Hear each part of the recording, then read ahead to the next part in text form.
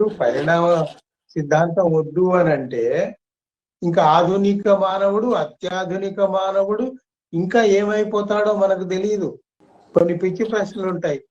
కోతులన్నీ ఉన్నాయి కదా, కోతిలో నుంచి మనిషి ఆల్రెడీ వచ్చాడు కదా, మరి ఆ కోతులు ఎందుకున్నాయి? ఇప్పుడు కొంచెం కామన్ సెన్స్ తోటి లిటిల్ నాలెడ్జ్ డెవలప్ అయినాక అట్లాంటి ప్రశ్నలు అడిగితే అడగొచ్చు. ఇప్పుడు నువ్వు మెయిన్ రోడ్డు మీద పోతున్నావు, ఈ జీవ పరిణామం ఏంది? ఒక లైనా ఏమన్నా? పెద్ద రోడ్డు కాదు కదా, ఒకదాని తర్వాత ఒకటి. ఒక రోడ్డు లాగా పోయిన తర్వాత శాఖలు శాఖలుగా విడిపోతాయి. ఈ చేపలు, ఇటు సరీసృపాలు, అటు పక్షులు, అటు ఇంకో శాఖ, అట్లా అట్లా అట్లా అట్లా విభజింపబడతాయి. అట్లా ఒక శాఖలోకి పోయినప్పుడు కోతి అంటే ఇప్పుడు మనం చూస్తున్న కోతుల వల్ల మనిషి రాలేదు. కోతులో నుంచి అనేక దశలు పరిణామం చెంది గొరిల్లా, ఏప్స్ లాంటివి అయిన తరువాత అవి మానవుడిగా పరిణామం చెందాయి. మానవుడిగా అంటే మనలాగా మొదలే తయారవ్వలేదు. 1.9 lakhs మిలియన్స్ కింద హోమో ఎరెక్టస్ అనే ఒక స్పీసీస్ తయారైంది. మనం హోమో సేపియన్. హోమో ఎరెక్టస్ కంటే ఇంకా అభివృద్ధి చెంది పరిణామ దశలో ఇంకా ఉన్నత స్థాయికి చేరిన వాళ్ళం మనం. మనకంటే ముందు భారతదేశంలో వచ్చింది 1.9 million years before homo erectus అని వచ్చింది. అది మీకు తెలిసిందే. హ్యూమన్ ఎవల్యూషన్ ఆఫ్రికాలో మొదలైంది.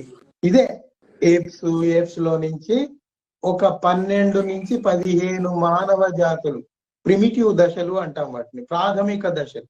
ప్రాథమిక మానవుల దశలు 12 నుంచి 15 వరకు ఉన్నాయి. అవన్నీ దాటుకుంటూ దాటుకుంటూ దాటుకుంటూ హోమో ఎరెక్టస్, హోమో నియాండర్తలెన్సెస్ ఇట్లాంటివి చాలా ఉన్నాయి. అందులో నుంచి చివరికి హోమో సేపియన్ మనము ఉద్భవించాం. ఇప్పుడు ప్రపంచంలో మీరు ఏ దేశమన్నా పోండి, ఏ ద్వీపంలోకైనా పోండి, ఎవడన్నా మనిషి కనబడుతున్నాడు అంటే వాడు హోమో సేపియన్. మరో జాతి అసలు భూమి మీద ఇప్పుడు లేదు. అవి పుట్టాయి, కొంతకాలం బతికాయి, అంతరించిపోయాయి. నేను ఇందాక చెప్పిన ప్రాథమిక మానవ దశలు అని ఏవైతే చెప్పానో అవి కొన్ని లక్షల సంవత్సరాలు ఉన్నాయి, వేల సంవత్సరాలు బతికాయి. అవి వాటి జీవిత కాలం అయిపోయింది, అవి అంతరించిపోయాయి. అందులో నుంచి మోడిఫైడ్ వెర్షన్స్ వస్తున్నాయి. సింపుల్ గా అర్థం చేసుకోవాలంటే ఫోర్డ్ అనేవాడు ఒక కార్ తయారు చేశాడండి. ఇప్పుడు రోడ్డు మీద పోయే ఫోర్డ్ చూడండి, ఆయన తయారు చేసిన కార్ అట్లాగే ఉందా? ఎన్ని మోడిఫికేషన్స్ అయినాయి. జీవ పరిణామం కూడా అంతే. అందరు అనుకుంటారు జీవ పరిణామం అయిపోయింది. అయిపోలేదు. జీవ పరిణామం ఇంకా జరుగుతూనే ఉంది. వృక్షాలలో, చిన్న క్రిమి కీటకాల్లో, జంతువుల్లో, మనిషిలో కూడా పరిణామాలు జరుగుతూనే ఉన్నాయి. అయితే మనం ఎందుకు చూడలేము అంటే మన జీవిత కాలం అతి తక్కువ. 60 ఏళ్ళు, 70 ఏళ్ళు, 100 ఏళ్లలో ఆ జీవ పరిణామాన్ని నువ్వు చూడలేవు. ఎందుకంటే జీవ పరిణామం అనేది కొన్ని లక్షల సంవత్సరాలలో జరిగేది. ఈ వైజ్ఞానికులు ఎట్లా తీసుకొచ్చారు అంటే దానికి ఒక పద్ధతి ఉంది, సైంటిఫిక్ మెథడాలజీ ఉంది, దాని ప్రకారం తీసుకొచ్చారు. హట్టన్ అనే ఒక శాస్త్రవేత్త ఏం చెప్పాడంటే భూమి అంతా ఒకటి కాదు, ఈ భూమి, మనం చూసే భూమి పొరలు పొరలుగా ఉంటుంది అని చెప్పాడు. అది ఒక పాయింట్. అది వేరే వాళ్లకు ఒక ఐడియా ఇచ్చింది. 20 మీటర్లు లోతుకు పోతే అక్కడ మనకు కొన్ని అవశేషాలు కనబడుతున్నాయి, కొన్ని జంతువులవి, కొన్ని బోన్స్ కనబడుతున్నాయి. అంటే ఏమిటి? ఇప్పుడు మనం చూస్తున్న ఈ భూతలం ఇట్లాగే ఉండదు. కొన్ని లక్షల సంవత్సరాలకు దీని మీద కూడా ఇంకో పొర ఏర్పడుతుంది. అప్పటి భూమి వేరే, అప్పటి వాతావరణం వేరే, అప్పటి మనుషులు వేరే ఉండొచ్చు. తర్వాత ఎంత అట్లా ఆయన భూమి పొరలుగా ఉంది అన్నప్పుడు అప్పుడు వేరే శాస్త్రవేత్తలు భూమి తవ్వటం మొదలు పెట్టారు, అస్థిపంజరాలు దొరకటం మొదలు పెట్టినాయి. తర్వాత ఎంత విజ్ఞానం మనం సంపాదించామంటే ఒక జంతువు యొక్క ఎముక కనుక దొరికితే దాని కొలతలు తీసి అది ఏమి ఎముక, కాలు ఎముక ఎక్కడి భాగం ఉంది అనేది ముందు గుర్తించి దాని కొలత తీసి దాని చుట్టుకొలత తీసి దాని ప్రకారము ఆ జంతువు ఎంత ఎత్తు ఉండేది, ఎంత లావు ఉండేది అనేది మొత్తం లెక్క వేస్తారు.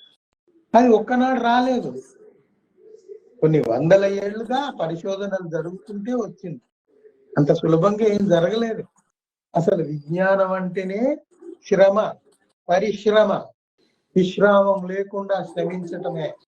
ఇప్పుడు నిజానికి వైజ్ఞానికులకు దొరకాల్సినంత ప్రాధాన్యత, విలువ సమాజంలో దొరకటం లేదు. మీరందరు డార్విన్ డార్విన్ అని మాట్లాడతారు కదా.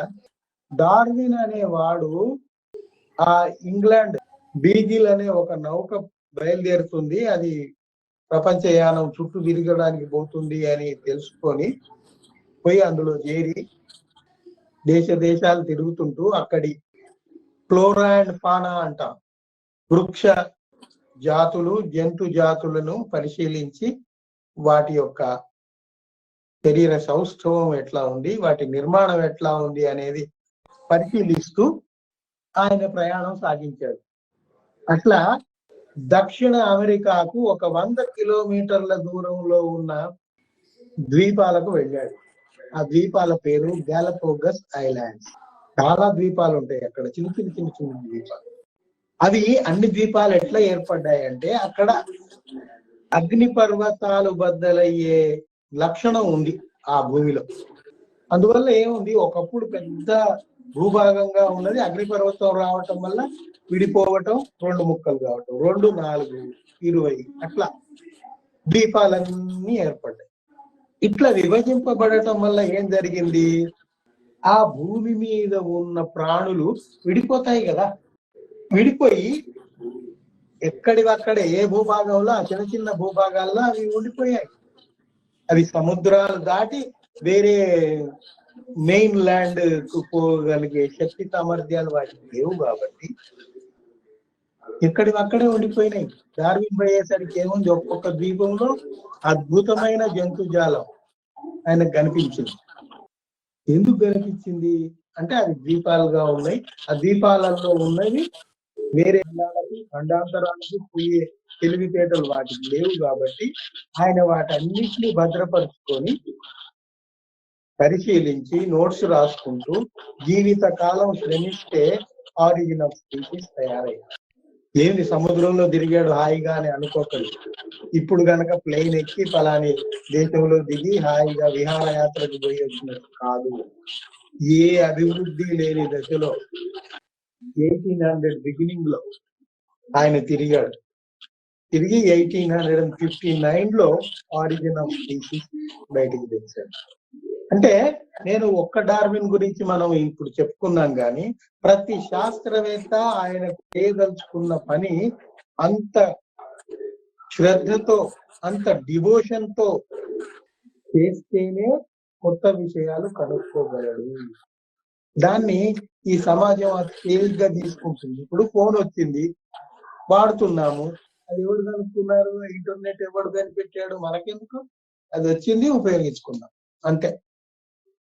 ఇట్స్ ఫైన్, ఉపయోగించుకోండి. మనుషుల కోసమే శాస్త్రవేత్తలు అది కనిపెట్టారు. నేను అనేది ఏంటంటే every scientist is a humanist. వాడు స్వార్థంతో డబ్బు సంపాదించుకున్నాము, ఆస్తులు కూడా పెట్టుకున్నాము అనేవాడు సైంటిస్ట్ కాడు. ఒక మందు తయారు చేయాలి అంటే ఎందుకు తయారు చేస్తాడు, ఈ ప్రపంచ వ్యాప్తంగా ఉన్న ఈ మనుషులకు మేలు జరగాలి అంటే నేను ఒక కొత్త మందు తయారు చేయాలని రాత్రి మగళ్ళు కూర్చొని తయారు చేస్తాడు.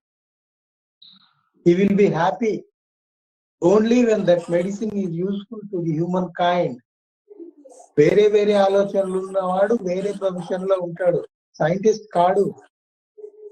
డబ్బులు సంపాదిద్దాము, పేరు సంపాదించుకున్నాము, ఇంకేదో చేద్దాము, వాడు సైంటిస్ట్ కానే కాలేడు. ఆ త్యాగ నిరతి ఉన్నవాడే, మనుషుల పట్ల మమకారం ఉన్నవాడే, సమాజం పట్ల బాధ్యత గలవాడే, ఇది ముఖ్యమైన లక్షణాలు. ఇవన్నీ ఉన్నవాడే వైజ్ఞానికుడు అవుతాడు. ఇప్పుడు ఇంత అవగాహన లేని రోజుల్లోనే 1800 బిగినింగ్ లో మరి డార్విన్ అంత ఆలోచన చేయగలిగాడు కదా. అసలు మనం ఎట్లా వచ్చాము, ఈ జంతువులు ఏంటి, ఇన్ని రకాలుగా ఉండటం ఏంటి, ఈ వృక్షాలలో ఇన్ని రకాలు ఏంటి అని ఆయన ప్రశ్న వేసుకొని వాటి అధ్యయనానికి బయలుదేరి అది ఒక రూపం తీసుకురావాలంటే మళ్ళీ దానికి ఎంత శ్రమించాలి. శ్రమించిన తర్వాత ఒక లైన్ అప్పుడు వేసుకున్నాడు. ఒక్క కణంతో ఉన్న జీవులు, ఏక కణ జీవులు, సింగిల్ సెల్డ్ యానిమల్స్, వాటిలో నుంచి మల్టీ సెల్యులార్ యానిమల్స్ వచ్చాయి. అంటే ఎక్కువ కణజాలంతో ఉన్న జంతువు. అట్లా మెల్లగా మెల్లగా దాంట్లో నుంచి దాంట్లోకి పరిణామం చెందుతూ అనేక రకాలైన ఇన్వర్టిబ్రేట్స్ అంటే వెన్నెముక లేని జంతువులు. వాటికి బోన్స్ ఉండవు, వెన్నెముక లేదు. అవన్నీ సముద్రాలలో మనకు కనబడతాయి. సరే, అవి అర్థం చేసుకోవాలంటే అవి చూపెట్టి చెప్తే బాగుంటది. ఇప్పుడు అవకాశం లేదు కాబట్టి సులభంగా అర్థం చేసుకోవడానికి నేను ఏం చెప్తున్నానంటే, కార్డేట్స్ అంటే వెన్నెముక గల జంతువుల్లోకి వద్దాం. ఆ వెన్నెముక లేని జంతువులు పరిణామం చెందుతూ ప్రోటోకార్డేట్స్ అంటాం. అంటే ప్రాథమికమైన వెన్నెముక గల జంతువులు. అంటే వాటికి అప్పుడే నోటోకార్డ్ అనేది డెవలప్ అవుతుంది. అది అయిన తర్వాత అది గట్టిబడి బలమైన యానిమల్ గా, జంతువుగా పరిణామం చెంది అనేక దశలు చెందిన తర్వాత అప్పుడు చేపలు తయారయ్యాయి. చేపలు ఒక కాలంలో వాటిదే రాజ్యం. అప్పటికి మనిషి లేడు, చేపలదే రాజ్యం. తర్వాత సరీసృపాలు అంటే రెప్టైల్స్ వచ్చాయి. ఆ రెప్టైల్స్ లో మళ్ళీ అనేక పరిణామాలు జరిగాయి. చూడండి, సులభంగా అర్థం కావాలంటే పాము అనేది ఒక సరీసృపం. అది బొరియలలో ఉంటది కాబట్టి దానికి కాళ్ళు అక్కర్లే. అది దాని శరీరంలో ఉన్న మజిల్స్, కండరాల మూవ్మెంట్ తోటి అది కదలగలుగుతుంది. అందువల్ల కాళ్ళు చేతులు ఏం అక్కర్లేదు దానికి.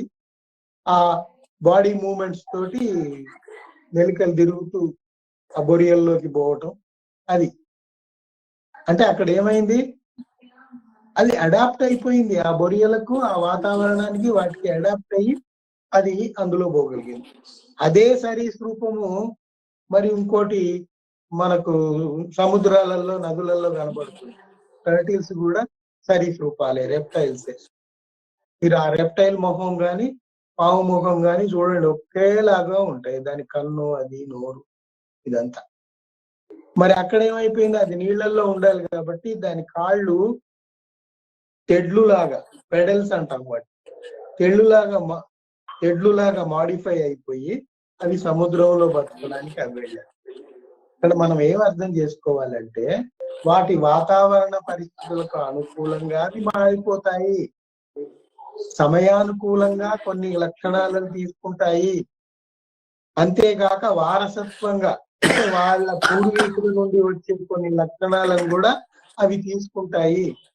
వీటన్నిటిని తీసుకొని ఆ జంతువులు పరిణామం చెందుతూ ముందుకు వస్తాయి. సరీసృపాలు అయిపోయినాక పక్షులైనవి, రెక్కలు పెంచి గాల్లో ఎగరటం మొదలు పెట్టినాయి. తర్వాత ప్రాథమిక మ్యామల్స్ అంటే పాలిచ్చే జంతువులు వచ్చాయి. అందులో నుంచి ప్రైమేట్స్ అంటే ఈ కోతి జాతులన్నీ వచ్చాయి. అందులో నుంచి పెద్ద కోతులు అంటే ఏప్స్ లాంటివి వచ్చాయి. అందులో నుంచి చివరికి కొన్ని లక్షల ఏళ్ల తర్వాత పరిణామం చెందుతూ మనిషి రూపొందించాడు. నేను ఇందాక చెప్పినట్టు ఆ ప్రాథమిక మానవ జాతులు అప్పుడు తయారయ్యాయి.